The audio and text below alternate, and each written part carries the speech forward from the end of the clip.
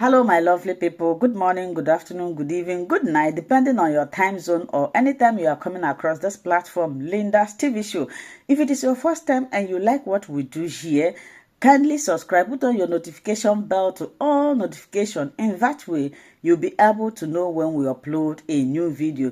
Here, we educate, inform the members of the public about the happenings in the globe. We react to all forms of videos. And I want to seize this opportunity to appreciate YouTube for creating this wonderful platform. The same time, I put a disclaimer that here in Linda's TV show, we do not promote war, we do not promote violence, we do not promote hate speech. What we are here to do is to educate and inform the members of the public. And again, YouTube call for self-determination is never a call for war. So those who say I'm wrong, well, that's their opinion, but I think I'm right on that point. President Tinubu issued a manifesto of what he'll do when he gets into government. And I know that I read it very clearly. I read that of PWB and Alhaji Atiku Abubakar. And so, and I say this without prejudice to the fact that there's a case in court. And let me also make a distinction between the state and the person who occupies the office of president. They're two different persons. I'm always very loyal to the state, but not to the person occupying the office. But whoever occupies the office, in the case of President Tinubu, until the Supreme Court decides whatever way, the state has to continue. So my comments are in respect of the state. You remember Louis XIV saying the state is, I'm the state. But under an earlier big French envoy, the state, the concept of the state and the person was separated. So President Tinubu, even though he's Nigerian president, isn't the state. So I make comments as to how the state's economy can move forward. So when I look at all what's on ground, there were two big headwinds as Captain Tinubu took off on his aircraft into the climb mode. And he was hit by a lot of turbulent winds, a couple of headwinds. I still think, although commentators disagree on what's the correct position, but I disagree that President Tinubu was wrong to correct the economy by removing the subsidy thing. I think he was right. And I also think he was right to do the thing on the exchange process. Where I think has President Tinubu climbed as a pilot in his aircraft, what I think he did was he shifted the power gear. You can shift it from 0 to 100%. But I see the shift only 30, 40, 50%. And I'm wondering why it isn't going down, fully. And if it went down fully, what will happen would be a set of priority policy statements relating to how institutional as against personal palliatives could issue. The reason I have a problem with personal palliatives is I'm not sure the effect that it had under the past president and what it will have now. So I make a couple of points. One would be, what's the pressing problem now in Nigeria? I think it's transport. Fuel is out of hand. And is there a way that we could reduce fuel costs from, say, 600, 700 to 300, 200? And I think there's a way. And I suggested that in an article that I did last week. Why is it not possible? Why must we sell domestic consumption, crude domestic consumption in dollars? Is there a reason for that? We consume, say, $400,000, $500,000 barrels of crude every day. Why couldn't the NNPC or whatever agency is responsible for selling it to the 27 odd local refineries in Naira? There are three critical costs to bear in mind in crude. One is the crude cost, the Naira cost of crude, which is called cost crude. Then the tax is put on, which is called tax crude, and then the profit, which is called profit crude. Why can't we sell to our local people in Naira? I don't understand why. And I was saying the other day, if this occurred, we would find that there was a possibility. I haven't given the matter very serious consideration. So these are just sweeping economic thoughts in my head. But I have a feeling that if we did some mathematics, we might see ourselves halving the price of fuel. And now, people might say, but are you not coming back to subsidy? And I say, no. Every government in the world does subsidy. Actually, right now, President Tinubu has introduced or reintroduced subsidy for fuel consumption without telling us.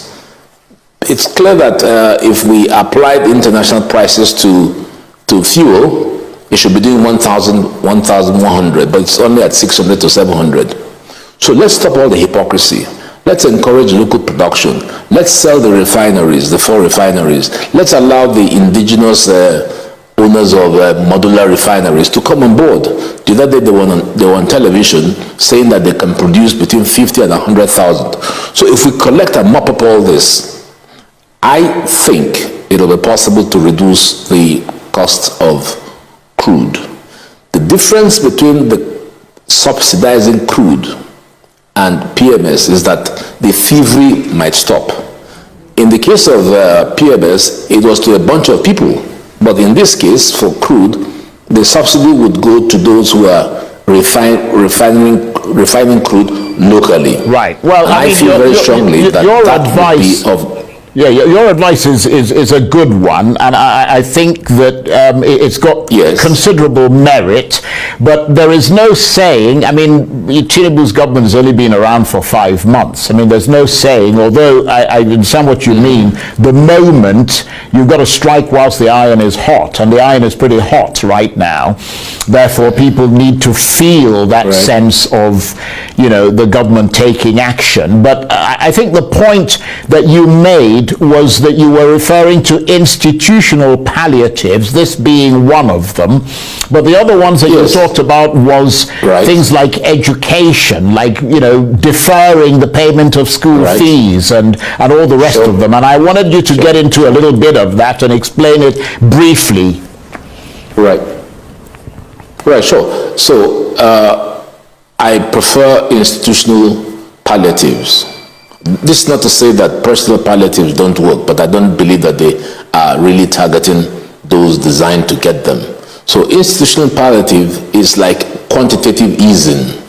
And so what you do, you identify. I mean, I'm not the president, so he's the one who has to do the study. All I can do is to suggest. If he accepts the concept of institutional palliatives, then what are those things that we can bring into the basket? For instance, they've done one very well. Diesel is 7.5% on VAT has been removed. So that's institutional palliative. It goes to everybody. When you say institutional, it means everybody is affected by the action of government. Then you identify all school children across the 36 states and say to them, fees are abolished for 2 years. That's institutional palliative. Go into the medical field and you do the same. And then you can go on and look for, say, 10 institutional items which, if you applied, would ease the lives of Nigerians that are going right now through great suffering. So that's what I meant by, government should first of all realize that there's great suffering. And I was just, reflecting on what is the meaning of economic policy. Economic policy means a policy designed for the empowerment and securing the lives and ensuring that we all in Nigeria have a good life. The Americans call it in their Declaration of Independence statement, the pursuit of happiness. That is what economic policy is all about. It's not about GDP is going to do 9% and all those figures we see from the National Bureau of Statistics. Ask the average Nigerian on the street, what is it that I'm looking for? And I think what they're looking for is how government can create a packet of institutional benefits and palliatives that will make their lives better. That's what I mean by... That's a very good point.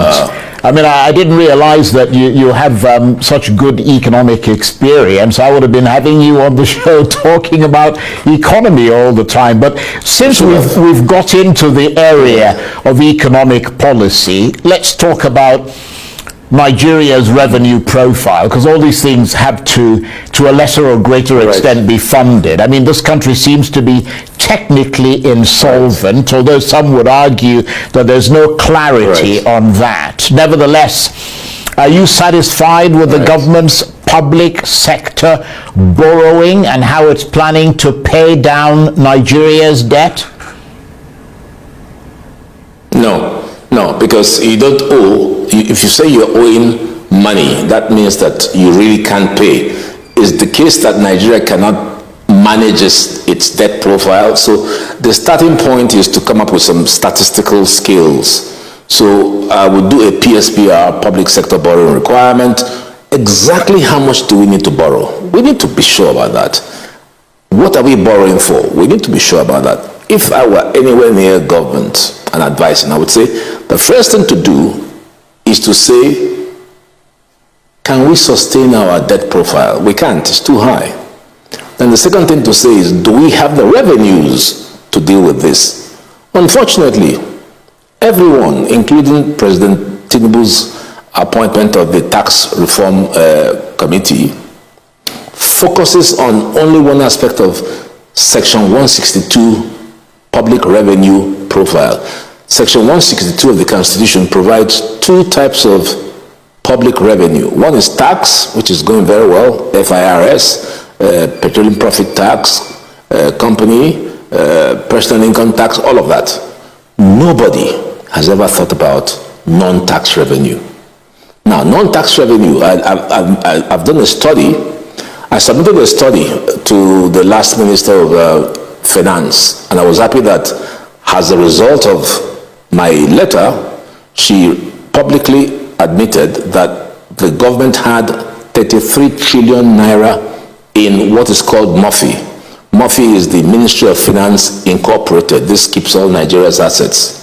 So if Nigeria has 33 trillion, and she called this a preliminary study, and she's been out of office for the last 6-7 months, so why is it not playing up in our entire financial calculations? If our current budget deficit is 12 trillion, and we have 33 trillion in MOFI, so what's the problem? Are we really broke, or is it that we're not looking for the revenues we ought to be looking for? I have 10 clearly identified sources of revenue, public revenue, that if systematically and pushed very hard could in 2 years result in 100 trillion with about 6 million jobs. I need to hear government say something about that sort of thing. I mean, kudos to Minister Wiki. I like the takeoff he's made in Abuja. That's what I want to see everywhere across all the other ministries. Action. First is in aviation. Yes, he's gotten off the ground. Sports minister seems to be pushing well. I heard him speak today. But apart from that, that's it. So we need to understand what's the policy of this government on the economy. And there are at least 3 things to look at. Macroeconomic, which is central bank. And by the way, Mr. Cardoso's unbanning 43 items sounds more like trade policy rather than monetary. I don't know that unbanning and saying, okay, you guys can now, source for Forex represents an advance in our economy. I would have loved to hear the Minister of Trade say more about that than Mr. Cardoso. Anyway, we need 3 things to converge: monetary, fiscal, and trade policy. These are the 3 things that need to converge. So we need to be very clear where we're going. And a lot of times I say to myself, we should recall that the Japanese yen is in a large domination compared to the dollar. What's this big deal about Naira being 1,000 to $1? Does it really matter? We're not producing. So the Naira should be the productive value rather than the numeric value. It doesn't matter whether the Naira is 5,000 to 1. What matters is what is being produced. Our production capacity right now is very poor. So this is where I expect Captain Tinubu on board his aircraft as he's lifting off to push down the throttle and create a policy, a very clear policy on trade. Do we want to shut our markets. We want to make it protective so that our local manufacturers can have the confidence to develop business. Now, if all of this is playing out, then in a year or two, we should begin to see the impact of excess revenue rather than a depleted revenue pause that we see today. That's a very interesting and. Hello, my wonderful people. As we have finished watching this interesting video, please, I want to see your comment, your contribution, your opinion in the comment section. Like I said earlier, let us do it constructively. Tell me what you think about this video that you have just watched, and also about the platform. If you haven't subscribed, what are you waiting for? Please remember to subscribe, put on your notification bell, share this video, and remain blessed.